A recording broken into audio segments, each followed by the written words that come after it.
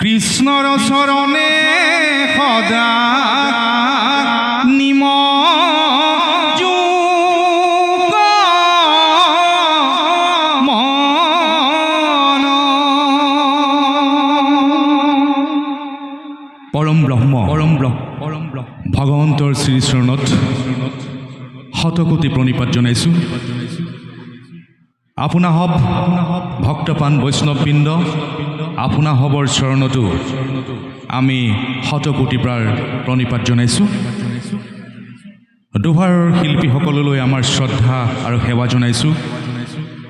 কলা কুশলীসকললৈ আমাৰ শুভেচ্ছা আন্তৰিকতা জনাইছোঁ, আমাৰ সেৱা জনাইছোঁ।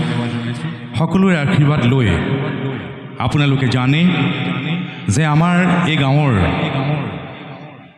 অতি শ্ৰদ্ধাৰ এজন ব্যক্তি, কৰ্মনিপুণ ব্যক্তি,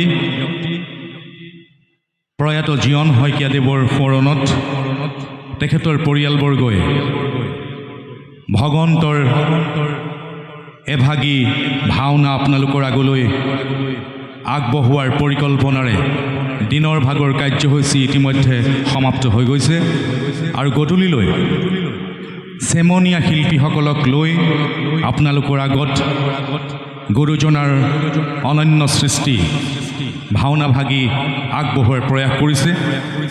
এই আপাহতে এই গোটেই সামগ্ৰিক ভাওনা ভাগিক এতিয়ালৈকে আগবঢ়াই আনি আমাৰ গাঁৱৰে আমাৰ বন্ধুবৰ অসমৰ কেইবাবাৰো শ্ৰেষ্ঠ ভাৱৰীয়াৰ সন্মান লাভ কৰা আমাৰ শ্ৰদ্ধাৰ বন্ধুবৰ লুলু নেওগক মই আগবঢ়াই আনিবৰ কাৰণে পৰিয়ালবৰ্গক অনুৰোধ জনাইছোঁ। আৰু এই চেমনীয়াসকলৰ এই মঞ্চভাগী আগবঢ়াই নিয়াৰ কাৰণে এই মঞ্চভাগী মুকলি কৰাৰ উদ্দেশ্যে আমি আন এজন চেমনীয়া শিল্পীকো আপোনালোকৰ আগলৈ আমন্ত্ৰণ জনাই আনিছোঁ। ৰংগ কিশোৰ মহন্ত, কুৱামৰা সত্ৰৰ। যোৱা দুবছৰ পূৰ্বে আউনীআটী সত্ৰত তেখেতে চন্দ্ৰ উপাধিৰেও বিভূষিত হৈছে। চেমনীয়া আমাৰ অতি মৰমৰ ৰংগ কিশোৰ মহন্তকো মই আমাৰ মঞ্চলৈ আগবঢ়াই আনিবৰ কাৰণে আমি পৰিয়ালক অনুৰোধ জনাইছোঁ। আৰু সময়ৰ প্ৰতি লক্ষ্য ৰাখি আপোনালোক সকলোৰে সহযোগিতা কামনাৰে আমি প্ৰথমেই এই গোটেই নাটভাগিক ল'ৰাসকলক, চেমনীয়াসকলক, শিল্পীসকলক আজি এই ক্ষণত উপবিষ্ট কৰাবলৈ নিজৰ ঐকান্তিক ইচ্ছা চেষ্টাৰে আমাৰ মাজত অসমৰ কেইবাবাৰো অসমৰ শ্ৰেষ্ঠ ভাৱৰীয়াৰ সন্মান লাভ কৰা বন্ধুবৰ লুলু নেওগক এভাগী মান্য বস্ত্ৰ গামোচাৰে সম্ভাষণ জনাবৰ কাৰণে মই পৰিয়ালবৰ্গৰ হৈ দুল শইকীয়াক অনুৰোধ জনাইছোঁ।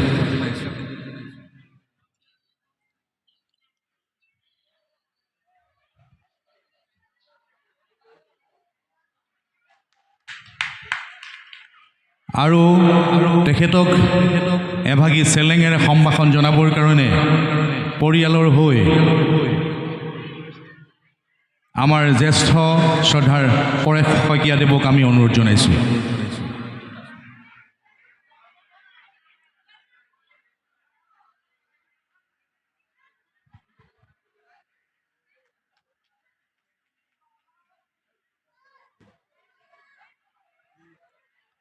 ইয়াৰ পিছতে এভাগী অসমীয়া মান্য বস্ত্ৰ গামোচাৰে সম্ভাষণ জনাবৰ কাৰণে মই পৰিয়ালৰ হৈ ৰতন শইকীয়াদেৱক অনুৰোধ জনাইছোঁ। আমাৰ মঞ্চ মুকলি কৰা ৰংগ কিশোৰ মহন্তক এখনি মান্য বস্ত্ৰ চেলেঙেৰে গামোচাৰে সম্ভাষণ জনাবৰ কাৰণে ৰতন কলিতাদেৱক অনুৰোধ জনাইছোঁ।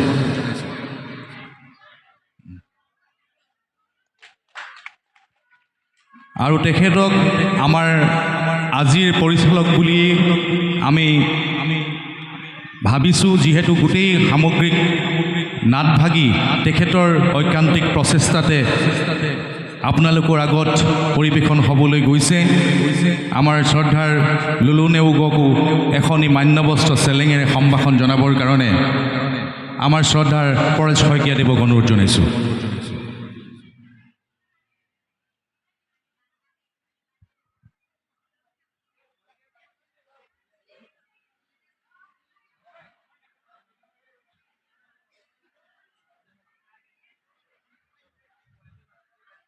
ইয়াৰ পাছতে আজিৰ এই চেমনীয়াসকলৰ এই ভাওনাভাগী আপোনালোকৰ আগলৈ আগবঢ়াই দিবৰ কাৰণে আমি আমন্ত্ৰণ জনাই অনা আমাৰ অসমৰ কেইবাবাৰো সন্মান শ্ৰেষ্ঠ শিশু অভিনেতাৰ সন্মান লাভ কৰা আমাৰ অতি মৰমৰ ৰংগকিশোৰ মহন্তক শুভেচ্ছামূলক একাষাৰ বক্তব্য ৰাখিবৰ কাৰণে অনুৰোধ জনাইছোঁ।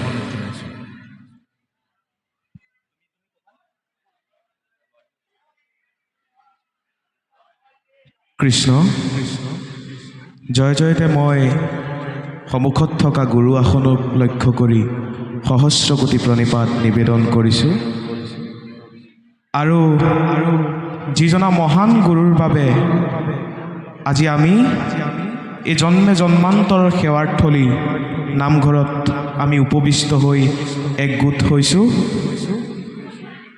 সেইজনা পৰম গুৰু জগত গুৰু শ্ৰীমন্ত শংকৰ গুৰুজনাক আদিতেই মই স্মৰণ কৰিব খুজিছোঁ।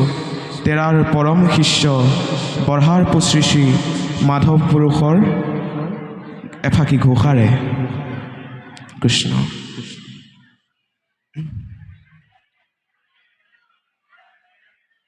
যিটো মহামতী গুৰুজনে হৰি ভক্তি পন্থ উপদেশ দিয়া দুখময় সংসাৰ তপাৰ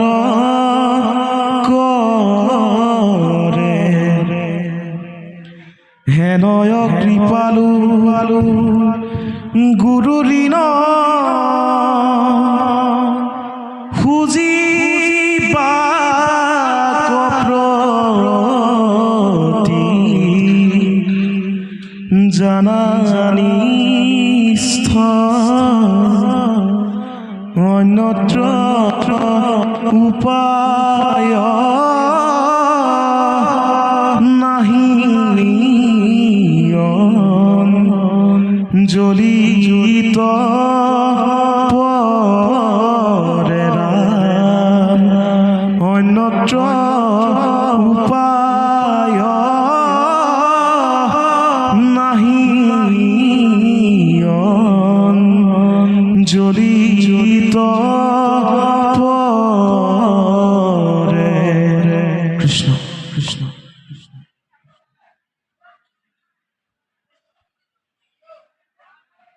আৰু ইয়াত উপস্থিত সকলোজন এই ভাওনাক শ্ৰৱণ দৰ্শন আৰু কীৰ্তন কৰিবলৈ অহা, ভাওনাত অভিনয় কৰিবলৈ অহা আৰু এই ভাওনাত যি গায়ন বায়নৰ দায়িত্ব পালন কৰা সকলোজন সুধীবৃন্দলৈ মোৰ অন্তৰৰ নিবৃত্ত গুণৰ পৰা ভক্তি ভৰা শ্ৰদ্ধা নিবেদন কৰিছোঁ। আজি আমাক যি এক গুৰুগম্ভীৰ দায়িত্ব প্ৰদান কৰি আমাক আমন্ত্ৰণ কৰা হৈছে,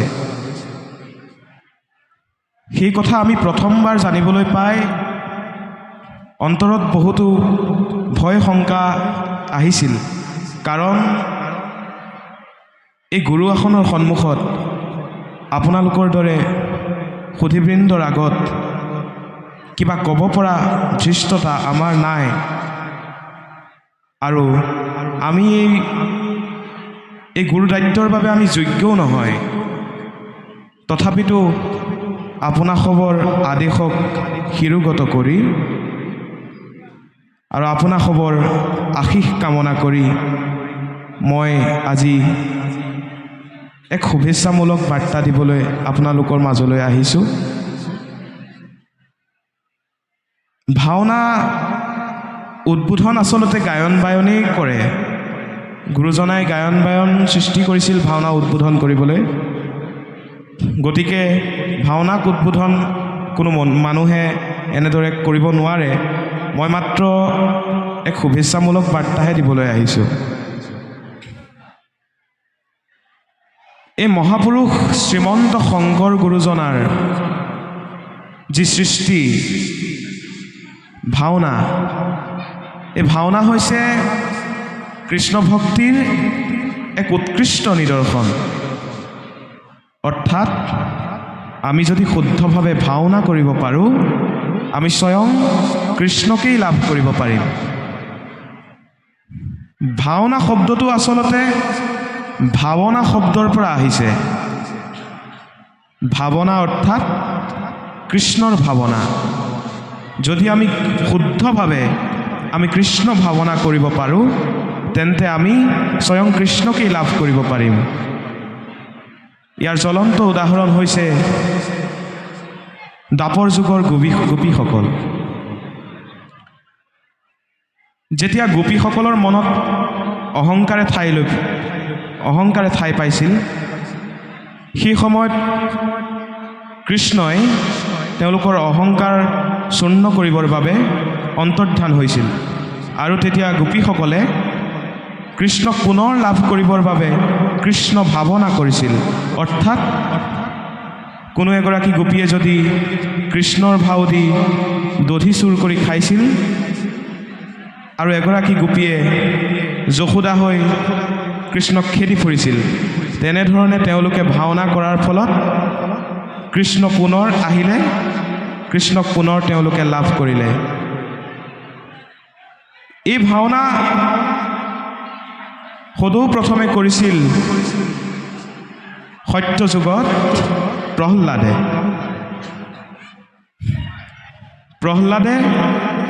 ভাৱনা কৰিছিল।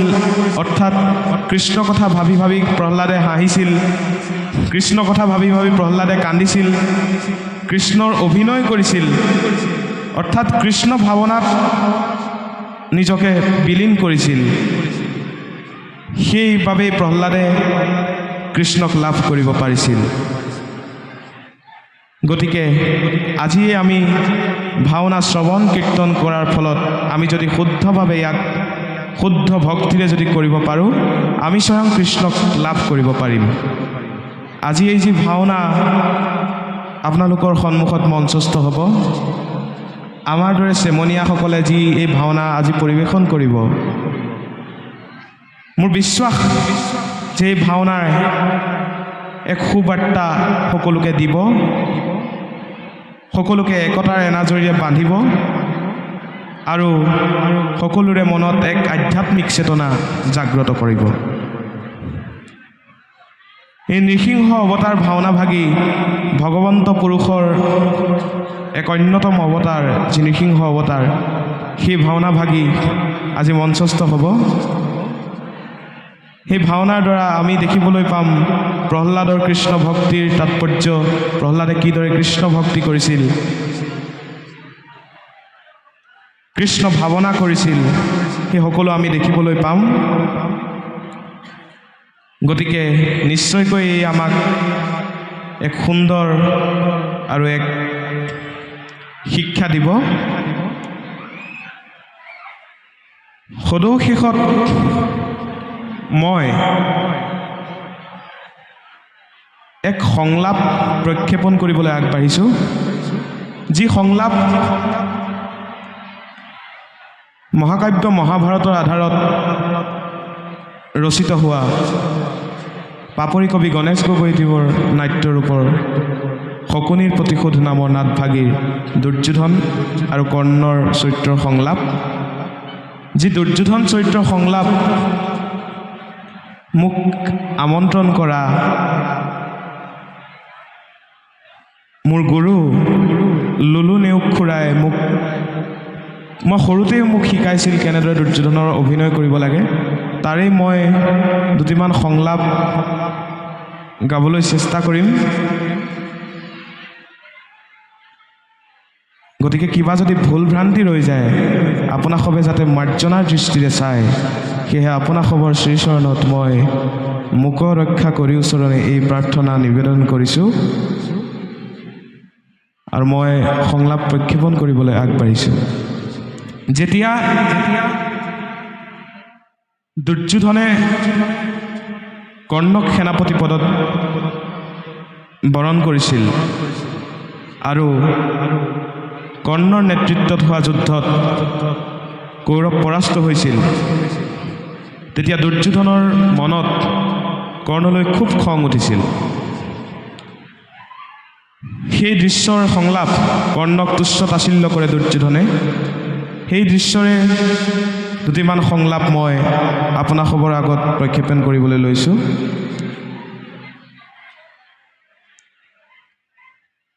অংগাধিপতি পাণ্ডৱৰ পৰাজয়ৰ বাৰ্তা শুনি সুখী হলো মই।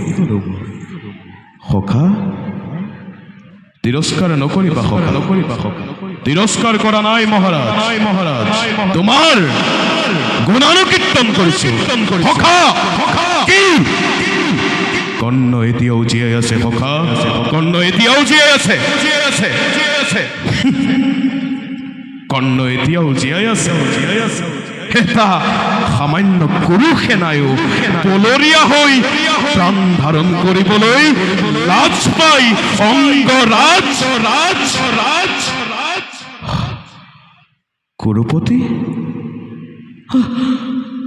কুৰুপতি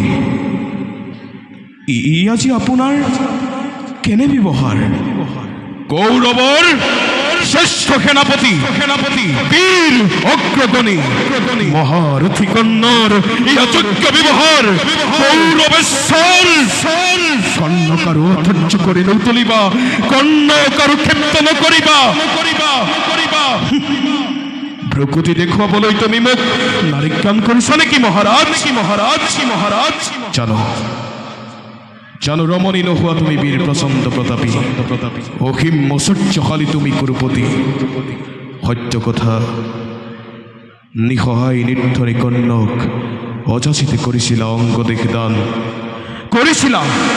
কৰিছিলা তুমি মণিমুক্তা দান। সেই বুলি কিন্তু কৰ্ণয়ো নকৰে সহ্য এনে অপমান। তেন্তে দুৰ্যোধনে কোন প্ৰাণে সহ্য কৰে এনে অপমান? কি অপমান? যুদ্ধত পৰাজয়ৰ অপমান, কৌৰৱৰ প্ৰধান সেনাপতিৰ পলায়নৰ অপমান। আজি জনে জনে পাণ্ডৱৰ শিবিৰত কৰিছে প্ৰচাৰ কৰে কলংক কাহিনী। পাতে খাতে আলোচনা বনবাসী পাণ্ডৱৰ নিপুংসানে কি চাই ৰণ পাণ্ডিত্যৰ ভিত হল আজি কৌৰৱৰ বিৰাট বাহিনী। বুদ্ধ চাকে প্ৰাণ লৈ তেজিলে সমল, ভিক্ষাৰীৰ তিৰস্কাৰ, বিদ্ৰুপৰ বাণী, তুপলিলে অহংকাৰ। কোন প্ৰাণে ভাৰতেৰ এক শত্ৰী অধীশ্বৰ হই অম্লান পদনে মই লৌহিৰ পাতি। নালাগে মহাৰাজ, নালাগে আৰু স্পষ্ট নহয়। প্ৰত্যক্ষে পাইছোঁ দেখা অন্তৰৰ মনোব্যথা বেদনাৰ ৰেখা। চিন্তা আৰু নাই কুৰুপতি। নিদাৰুণ ক্ৰূৰ নিয়তিয়ে গোপনে আহি নিৰ্মম হাতেৰে ভাগ্য চক্ৰ আজি মোৰ প্ৰতিকূলে দিছিলে ঘূৰাই। কিন্তু এইবাৰ কিন্তু সতৰ্কময় নোৱাৰে চাপিব কাষ, নোৱাৰে তৰিব আৰু ষড়যন্ত্ৰৰ চাল। কৌৰৱেশ্বৰ দিয়া মুখ নিপুণ সাৰথী এজন শেষ কৰি দিওঁৱেই কুৰুক্ষেত্ৰন। উজ্বলাও কৌৰৱৰ কীৰ্তি অগণন। মদ্ৰপতি কৰিবানে তুমি কৰ্ণৰ সাৰাজ্য স্বীকাৰ? আদেশ যদিহে কৰে কৌৰৱেশ্বৰে অৱশ্যেই পালিব লাগিব। আদেশ নহয় ৰজা, ই মোৰ অনুৰোধ, আনন্দেৰে কৰিলো স্বীকাৰ। তেন্তে কুৰুপতি সুস্থিৰে বিশ্ৰাম কৰা তুমি আপোন কক্ষত। এই যুদ্ধ চিন্তা কৰি কৰি এই মস্তিষ্ক উত্তপ্ত কৰি নালাগে জাপিব আৰু মোক বিনিপ্ত ৰজনী বলা মদ্ৰপতি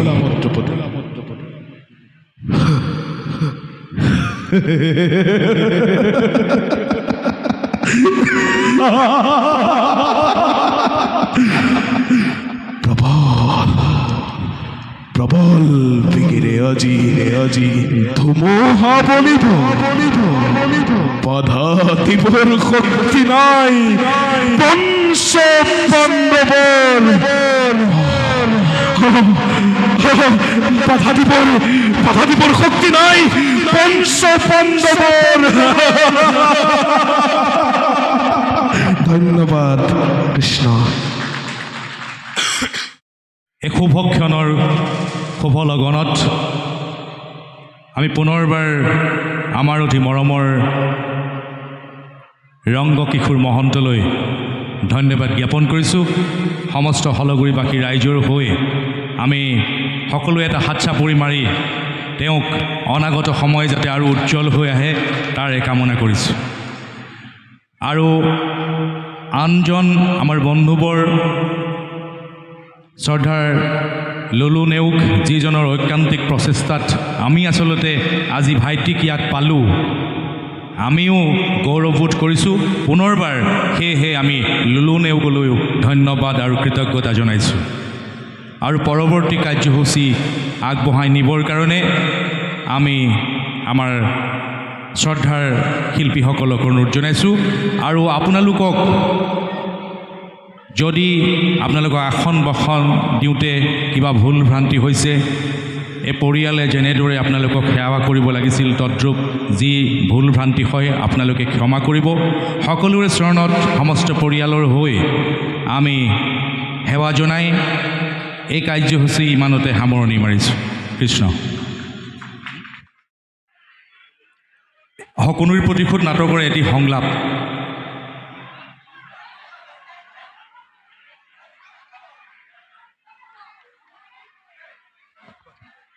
যেতিয়া কৰ্ণই শকুনিয়ে কৈ আছিল যে কৰ্ণক আকৌ চিনা টান ভাগিন, দুৰ্যোধনক বুজাই আছে যে কৰ্ণকো আকৌ চিনা টান ভাগিন।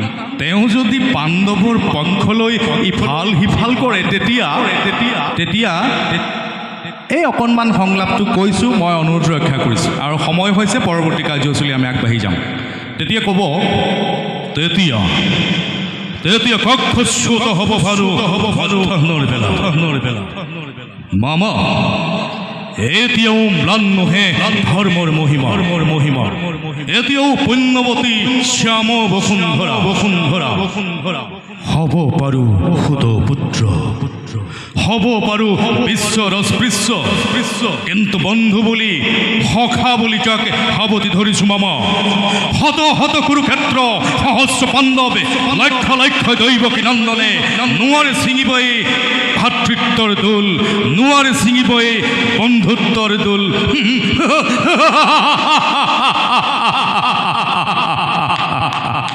ধন্যবাদ, সকলোকে পুনৰ সেৱা জনাইছোঁ। কৃষ্ণ।